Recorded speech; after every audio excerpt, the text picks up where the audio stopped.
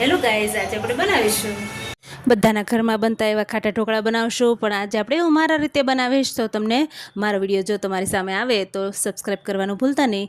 આ રીતના આપણે 2 વાટકા ચોખા લઈ લીધા છે, થોડા સાફ કોરા કપડાથી સાફ કરી લીધા છે, અને 1 વાટકો મકાઈની સૂકી મકાઈ લીધેલી છે, અને અડધો વાટકો ચણાની દાળ એડ કરીશું. ત્રણેય વસ્તુ સરસથી મિક્સ કરી લેશું. તમે કયા કયા કઠોળ નાખો છો તે મને કોમેન્ટમાં કહેજો. આ રીતના આપણે ત્રણેય વસ્તુ આપણે સરખી રીતે મિક્સ કરી લેશું. જો તમારે આ ધોઈને મિક્સરમાં પલાળીને મિક્સરમાં ક્રશ કરવું હોય તો પણ કરી શકાય છે. અત્યારે આપણે આને ઘંટીમાં દળી લેશું. તો લોટ રેડી કરી લેશું. આ રીતના આપણે ઘંટીમાં એડ કરી દીધો છે અને દળાઈ ગયું છે. તો આ રીતના કરકરો આપણે દળી લેવાનો છે. તમે જોઈ શકો છો આ રીતના આપણે કરકરો દળી લીધું છે ઢોકળાનું.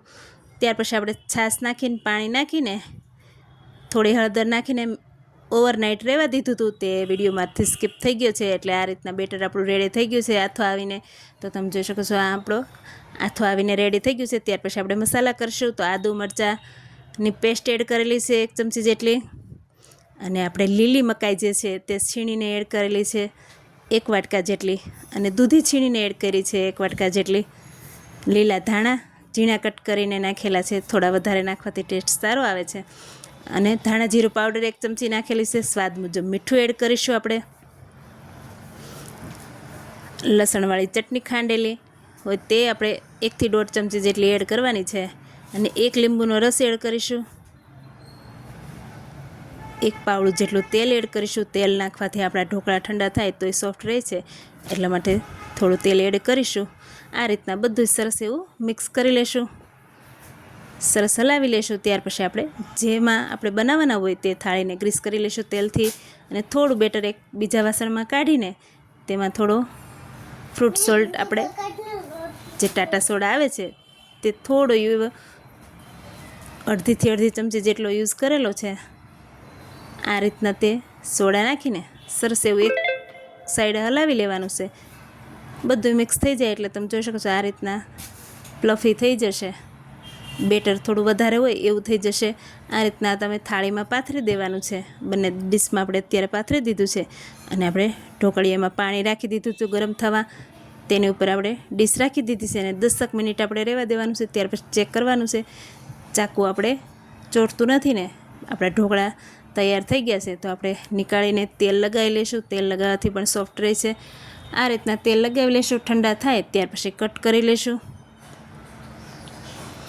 આ ઢોકળા તો બધા બનાવતા જ હોય છે, પણ આ રીતના મકાઈને એવું નાખીને બનાવશો તો કંઈક અલગ જ લાગશે.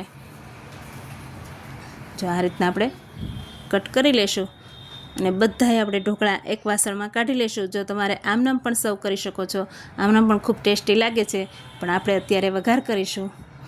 તમે જોઈ શકો છો એકદમ સોફ્ટ છે, અને જાળી પણ એ સરસ પડી છે. પાછળથી તમને જાળી પણ દેખાડું છું, અને સોફ્ટ પણ છે. જો આ રીતના કટ કરીને તમને બતાવશું.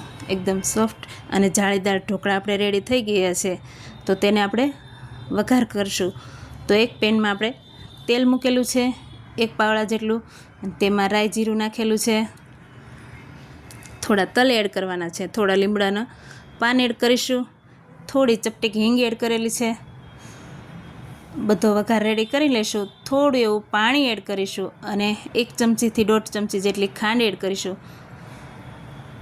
આ રીતના બધું મિક્સ કરી લઈશું. ખાંડ ઓગળી જાય એટલે આપણે બધો વઘાર ઢોકળા ઉપર રેડી દઈશું.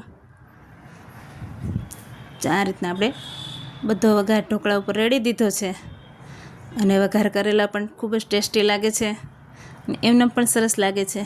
આ રીતના તમે એક પ્લેટમાં સર્વ કરી છે.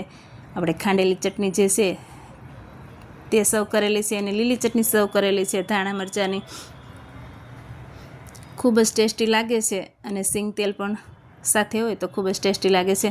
આ રીતના તમને સર્વ કરીને બતાવ્યા છે. જો તમને મારા વિડીયો ગમતા હોય તો લાઇક, શેર અને સબસ્ક્રાઈબ કરજો.